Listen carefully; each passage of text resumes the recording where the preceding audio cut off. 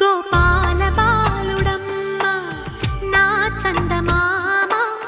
పదే పదే చూసుకున్న తనివి తీరదమ్మ రారా కన్నా కడుపారా కన్నా నా చిటికెలు వింటూ